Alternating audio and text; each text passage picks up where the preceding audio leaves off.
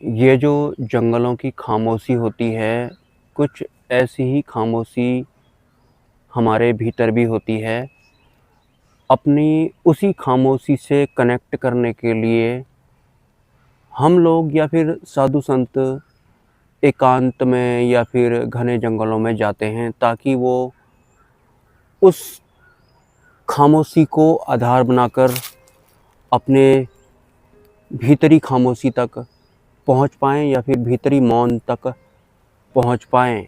क्योंकि जैसी खामोशी हमें घनघोर जंगलों में देखने को मिलती है, सुनने को मिलती है या फिर महसूस करने को मिलती है, वैसी ही खामोशी या फिर उससे भी कई गुना गहरी खामोशी हमारे भीतर होती है।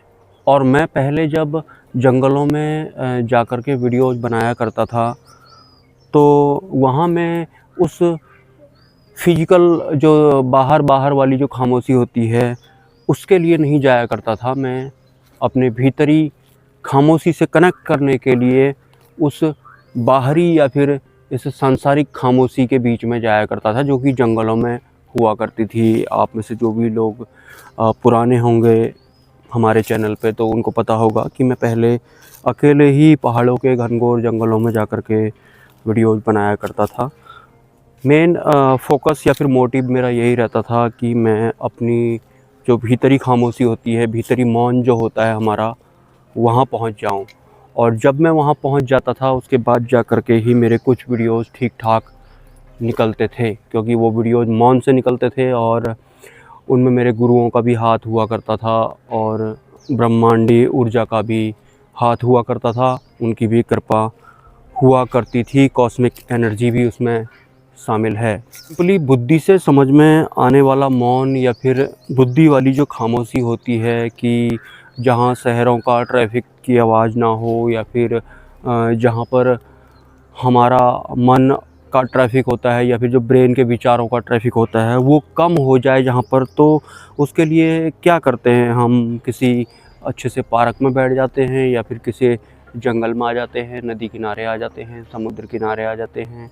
लेकिन वो तो रहा बुद्धि वाला एक तरह का मौन या फिर विचारों को कम करने की, मिनिमाइज़ करने की हमारी एक बौद्धिक स्टार्टिंग भी कह सकते हैं उसको। लेकिन टोटल मिला कर के हमारा जो मौन होता है, जो हमें ये बाहर में जानने को मिलता है, वो सब हमारे भीतर भी होता है। एक मौन तो ये बाहर होता है, ठीक? और एक मौन हमारे भीतर होता है। एक शोर-शराबा बाहर होता है, एक शोर-शराबा हमारे भीतर होता है। हमें भीतर वाले शोर-शराबे से या फिर मौन से कनेक्ट होना होता है।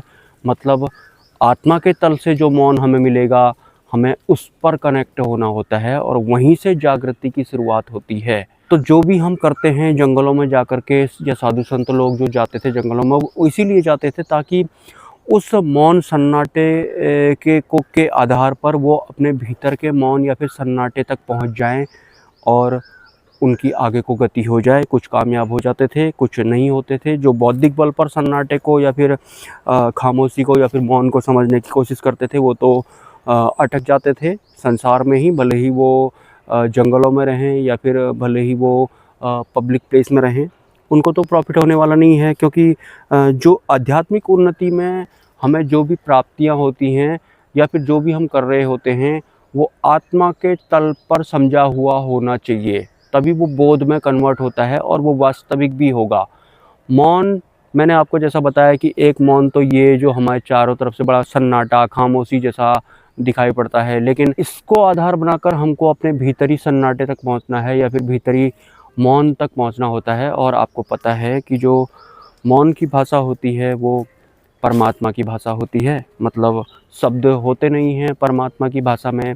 जैसे जैसे परमात्मा के दायरे में एक साधक की एंट्री होती है, तो धीरे धीरे वो शब्द अतीत होने लगता है। मतलब शब्दों में बात नहीं होती है वहाँ।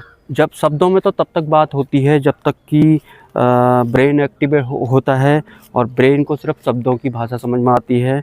ब्रेन को मौन की या फिर परमात्मा की भाषा समझ में नहीं आती है, क्योंकि ब्रेन की कैपेसिटी परमात्मा को ट्रैक करने की नहीं होती है। आप लोगों को मैंने बताया है। हालांकि अहंकारवश एक साधक कोशिश करता रहता है कि वो दिमाग के बल पर ही परमात्मा को प्राप्त कर लेगा या फिर किसी अन्य आध्यात्मिक उपलब्धि को प्राप्त कर लेगा जो कि माया पार की होती है। माया पार की जितनी भी प्राप्तियाँ या फिर उपलब्धियाँ होती हैं, ब्रेन उनको कैप्चर नहीं कर सकता, ना ही रिकॉर्ड कर सकता है। हाँ, अपनी कैपेसिटी के हिसाब से जितना ब्रेन की कैपेसिटी होती है, उतना वो बता सकता है, समझ सकता है परमात्मा को या फिर किसी भी अन्य आवरण को या फिर तथ्य को या फिर तत्व को, लेकिन जितनी कैपेसिटी होगी उतना ही।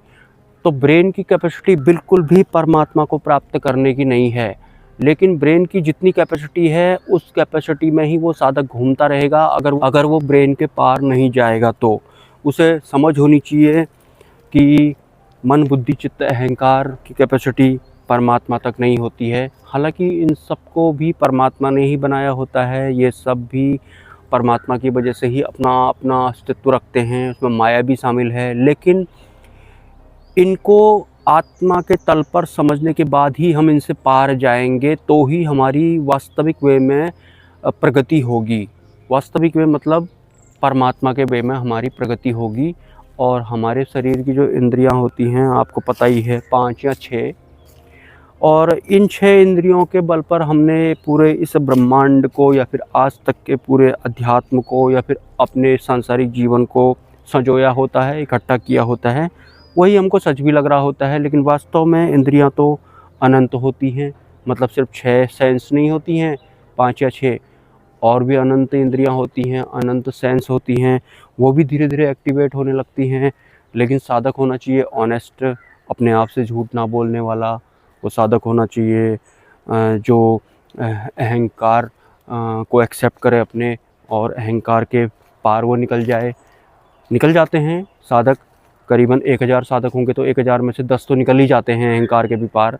कुछ को तो अहंकार ही लपेट लेता है, कुछ साधकों को माया लपेट लेती है। माया तो ठगनी होती है। अगर आप मन के पार नहीं जाएंगे तो आपके मन को क्या अच्छा लगता है, क्या बुरा लगता है, वो माया को पहले से ही पता होता है। वो उसी हिसाब से आपको लपेट देगी।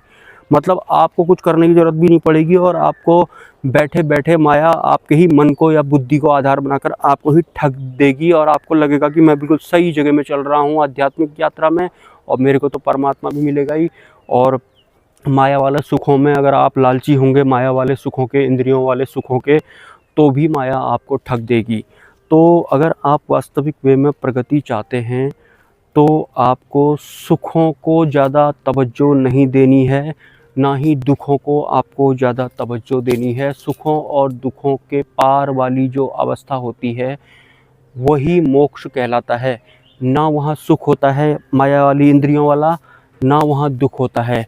वो बिल्कुल अलग क्षेत्र होता है जहाँ सुख दुख जैसा कुछ नहीं होता है। परम आनंद को लोग माया वाली इंद्रियों वाला सुख वाला जैसा कुछ समझते हैं, लेकिन परम आनंद बिल्कुल भी माया वाले सुख की तरह नहीं होता है। सुख दुख के पार वाली एक परफेक्ट अवस्था होती है, वही परम आनंद होता है। लेकिन बुद्धि के बल पर परम आनंद को कोई भी समझ नहीं सकता है। हालांकि लोग परम आनंद को भी बौद्धिक बल पर ही समझने की कोशिश करते हैं, लेकिन बुद्धि का, जैसा मैंने बताया, जितनी इसकी कैपेसिटी होगी उतना ही आपको समझाया जाएगा। कैपेसिटी ज़्यादा होती नहीं है, बुद्धि परम आनंद को नहीं समझ सकती है। इतना समझेंगे आप कि शायद सुख मिलता होगा, इंद्रियों वाला मज़ा आता होगा, खुशी मिलती होगी, कुछ ऐसा समझते होंगे। बिल्कुल भी ऐसा नहीं होता है। सुख दुख के पार वाली एक अवस्था होती है, परम आनंद वो ज़रूर कहलाता है। लेकिन बुद्धि से आप जज भी नहीं कर सकते कि कैसा परम आनंद होता होगा। हाँ, बुद्धि की जितनी कैपेसिटी होती है, हार तो मानती नहीं है। अहंकार के वशीभूत होकर जो हमारी बुद्धि होती है, तो आइडिया लगाते हैं साधक, जब तक दिमाग उनका थकता नहीं है। वक्त से पहले हमारा ये जो शरीर है, इसके ख़त्म होने से पहले पहले ही हमें जागना होता है और सुखों और दुखों के पार जाना होता है। जब हम सुखों दुखों के पार जाएंगे, अहंकार के पार जाएंगे, मन बुद्धि के पार जाएंगे, तो ही तो हमारा जन्म और मृत्यु वाला जो चरण होता है, या फिर जो पर्टिकुलर वो बंधन होता है, उसके पार हम निकलेंगे। अगर हम पहले से ही बुद्धि को आधार बनाकर ही अपनी आध्यात्मिक यात्रा कर रहे होंगे तो बहुत मुश्किल पड़ता है। सपोर्ट अगर आप करना चाहें मेरे क्यूआर कोड पर तो कर सकते हैं। मेरा क्यूआर कोड आपको मिलेगा मेरे कम्युनिटी पोस्ट में। Have a nice day. जय स्वामीनारायण।